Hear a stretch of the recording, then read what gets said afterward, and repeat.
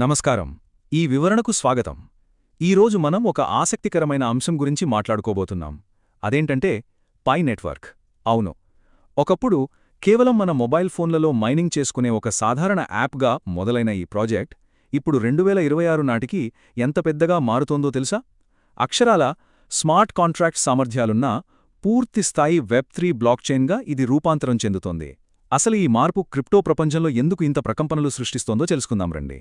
ముందుగా ఈ ప్రయాణంలో మనం ఏమేం చూడబోతున్నామంటే వెబ్3 యూటిలిటీ వైపు పై నెట్వర్క్ వేస్తున్న అడుగులు, ఆపై smart contracts, decentralised AI, ecosystem నిర్మాణం మరియు చివరగా టోకనామిక్స్ అలాగే మార్కెట్ వాస్తవాలు. సరే, ఇక ఏమాత్రం ఆలస్యం చేయకుండా మొదలు పెడదాం. ఒక్కసారి ఈ నంబర్ గురించి ఆలోచించండి. ఏకంగా 6 కోట్ల మంది రిజిస్టర్డ్ యూజర్లు. ఇది మామూలు విషయం కాదు కదా. ఇంత భారీ స్థాయిలో ఉన్న వెరిఫైడ్ యూజర్ బేస్ వల్లే పై నెట్వర్క్ తీసుకొస్తున్న ఈ కొత్త ఎకోసిస్టమ్ మార్పుల వైపు అందరూ ఎంతో ఆసక్తిగా చూస్తున్నారు. ఇంతమందిని ఒకే ప్లాట్ఫాంపైకి తీసుకురావడం ఏ బ్లాక్చైన్ ప్రాజెక్ట్కైనా నిజంగా ఒక కలలాంటిది. విభాగం 1 వెబ్3 యూటిలిటీ షిఫ్ట్ అంటే కేవలం ట్రేడింగ్ కోసం మాత్రమే కాకుండా నిజ జీవితంలో నిజంగా ఉపయోగపడే అప్లికేషన్ల వైపు ఈ నెట్వర్క్ ఎలా మళ్లుతోంది అనేది ఇక్కడ చూద్దాం. ఈ మార్పు వెనుక ఉన్న ఉద్దేశాన్ని అర్థం చేసుకోవాలంటే మనం మియామిలో జరిగిన కన్సెన్సస్ 2026 సదస్సు గురించి మాట్లాడుకోవాలి. అక్కడ pi network co-founder doctor చెంగ్డియావో fan ఒక ఆసక్తికరమైన విషయం చెప్పారు. కేవలం డబ్బు సంపాదించి రాత్రికి రాత్రి మాయమైపోయే టోకెన్ లాంచ్ల ట్రెండ్ను ఆమె గట్టిగా వ్యతిరేకించారు. దానికి బదులుగా దీర్ఘకాలంగా నిలబడే, నిజ జీవితంలో ప్రతి ఒక్కరికీ ఉపయోగపడే అప్లికేషన్లను నిర్మించడంపైనే పై నెట్వర్క్ పూర్తి దృష్టి పెట్టిందని స్పష్టం చేశారు. ఇది చాలా పెద్ద స్టేట్మెంట్. ఇప్పుడు విభాగం 2లోకి వెళ్దాం. The smart contract leap. ఇక్కడే అసలైన ప్రోగ్రామబుల్ బ్లాక్చైన్ మ్యాజిక్ మొదలవుతుంది. ఒక్కసారి బ్యాకెండ్ డెవలప్మెంట్ స్పీడ్ గమనిస్తే ఆశ్చర్యం వేస్తుంది. ఏప్రిల్ 6వ తేదీన ప్రోటోకాల్ 21.2 సెక్యూరిటీ ఫోర్క్ లాంచ్ చేశారు. వెంటనే ఏప్రిల్ 27న ప్రోటోకాల్ 22 మెయిన్నెట్ అప్గ్రేడ్ పూర్తయింది. ఇక అసలు సిసలైన ఘట్టం మే 2026లో రాబోతున్న ప్రోటోకాల్ 23. ఇది ఏకంగా స్మార్ట్ కాంట్రాక్ట్స్ను తీసుకురాబోతోంది. డీసెంట్రలైజ్డ్ ఫైనాన్స్ సామర్థ్యాలకు ఇవే బలమైన పునాదులన్నమాట. అయితే ఈ స్మార్ట్ కాంట్రాక్టుల్లో ముఖ్యంగా చెప్పుకోవాల్సింది సబ్స్క్రిప్షన్ స్మార్ట్ కాంట్రాక్ట్ గురించి. మనందరికీ ఆన్లైన్ సబ్స్క్రిప్షన్స్ తెలుసు కదా, కానీ బ్లాక్చైన్లో దీని అర్థం కొంచెం వేరు. ఇక్కడ సబ్స్క్రైబర్ తన వ్యాలెట్పై కంట్రోల్ కోల్పోకుండానే క్రమం తప్పకుండా జరిగే చెల్లింపులకు అంగీకారం తెలపవచ్చు. దీనికోసం ముందుగానే ఫండ్స్ మొత్తాన్ని ఎక్కడో లాక్ చేయాల్సిన అవసరం అస్సల్లేదు. క్రిప్టో ప్రపంచంలో వ్యాపారాలు ఎదుర్కొంటున్న అతి పెద్ద తలనొప్పికి ఇది పర్ఫెక్ట్ సొల్యూషన్. దీన్ని ఇలా అర్థం చేసుకుందాం. పాతతరం బ్లాక్చైన్ సిస్టమ్స్లో సబ్స్క్రిప్షన్ పద్ధతి వాడాలంటే బయట ఎక్కడో కోఆర్డినేషన్ జరగాలి, లేదా నిధులన్నీ ముందే లాక్ అయిపోవాలి. కానీ పై మోడల్లో కరెక్ట్గా బిల్లింగ్ సమయం వచ్చేంతవరకు నిధులు యూజర్ వాలెట్లోనే వాళ్ల పూర్తి కంట్రోల్లో సురక్షితంగా ఉంటాయి. సాంప్రదాయ వెబ్3 విధానాలతో పోలిస్తే ఈ నేటివ్ కంట్రోల్ ఫీచర్ నిజంగా ఒక అద్భుతం. ఇక విభాగం 3 decentralised AI and computing. Network మౌలిక సదుపాయాలను ఆర్టిఫిషియల్ ఇంటెలిజెన్స్ కోసం ఎలా వాడుతున్నారనేది ఇక్కడ పరిశీలిద్దాం. ప్రస్తుతం ప్రపంచవ్యాప్తంగా 4,21,000కు పైగా పై నోడ్స్ పనిచేస్తున్నాయి. ఒక్కసారి ఊహించండి, ఇది కేవలం ఒక నంబర్ కాదు, ఇంకా పూర్తిస్థాయిలో వాడుకలోకి రాని ఒక అతి భారీ డీసెంట్రలైజ్డ్ కంప్యూటింగ్ పవర్. ఇక్కడ మనకొక ఆసక్తికరమైన ప్రశ్న రావచ్చు. ఖాళీగా ఉన్న ఈ వేలాది నోడ్స్ను ఉపయోగించి ఏఐ మోడల్స్కు శిక్షణ ఇవ్వగలమా? ఇలా ప్రపంచవ్యాప్తంగా చెల్లాచెదురుగా ఉన్న ఈ చిన్న చిన్న కంప్యూటింగ్ వనరులన్నింటినీ కనెక్ట్ చేసి పెద్ద పెద్ద డేటా సెంటర్లతో పోటీపడేలా చెయ్యగలమా? వినడానికి కొంచెం సైన్స్ ఫిక్షన్లా అనిపించినా సమాధానం అవుననే అనిపిస్తోంది.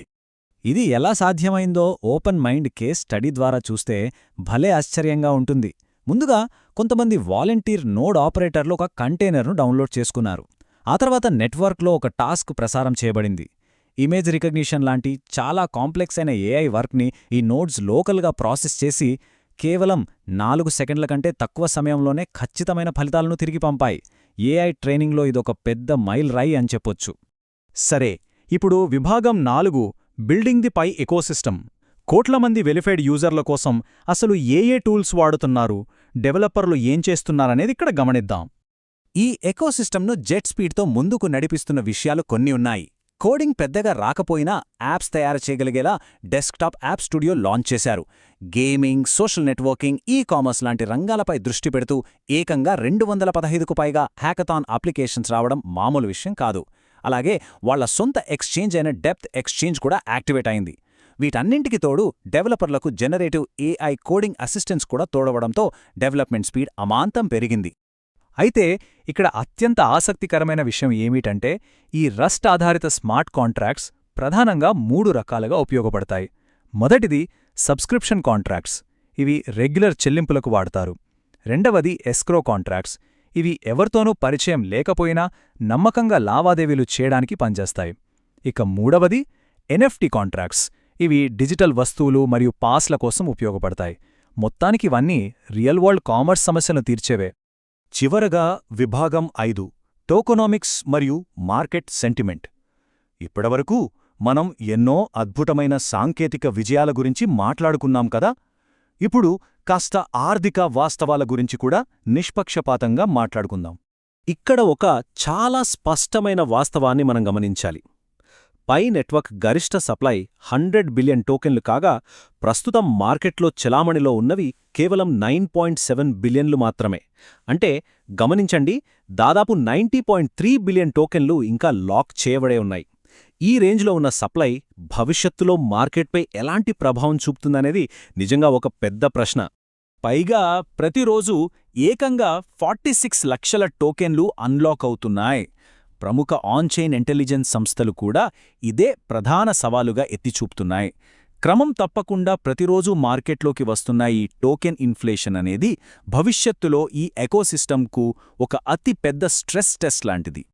సో ఫైనల్ పాయింట్ ఏంటంటే, ప్రస్తుతం ఈ ప్రాజెక్ట్ చుట్టూ 2 చాలా బలమైన, భిన్నమైన వాదనలు వినిపిస్తున్నాయి. ఒకవైపు వాళ్లు చేస్తున్న టెక్నాలజీ అప్గ్రేడ్లు, కొత్తగా తెచ్చిన డెవలపర్ టూల్స్ మరియు కన్సెన్సస్ సదస్సు ద్వారా వచ్చిన పాజిటివ్ మొమెంటంతో భవిష్యత్తు అద్భుతంగా ఉంటుందనే బుల్లిష్ సెంటిమెంట్ ఉంది. కానీ ఇంకోవైపు చూస్తే 100 బిలియన్ల భారీ సప్లై, ప్రతిరోజు మార్కెట్లోకొస్తున్న లక్షలాది టోకెన్లు మరియు ఇంకా ఏ పెద్ద సెంట్రలైజ్డ్ ఎక్స్చేంజిలనో లిస్ట్ కాకపోవడం వల్ల భవిష్యత్తుపై కాస్త భయం లేదా బేరిష్ సెంటిమెంటు కూడా బలంగానే ఉంది. ఈ వివరణను ముగించే ముందు మనం ఆలోచించాల్సిన ఒక కీలకమైన ప్రశ్న ఉంది. పెరుగుతున్న ఈ విపరీతమైన టోకెన్ ద్రవ్యోల్బణాన్ని తట్టుకుని నిజ జీవితంలో ఈ నెట్వర్క్ వాడకం అంతకంటే వేగంగా అభివృద్ధి చెందగలదా? ఈ ప్రశ్నకు కాలమే సమాధానం చెప్పాలి. కాని ఒకటి మాత్రం వాస్తవం, పై నెట్వర్క్ ఇప్పుడు తీసుకొస్తున్న ఈ వెబ్3 మరియు ఏఐ మార్పులు మాత్రం ఖచ్చితంగా గమనించదగ్గవే. ఈ వివరణ మీకు ఆసక్తికరంగా అనిపించిందని ఆశిస్తున్నాను. మళ్ళీ కలుద్దాం.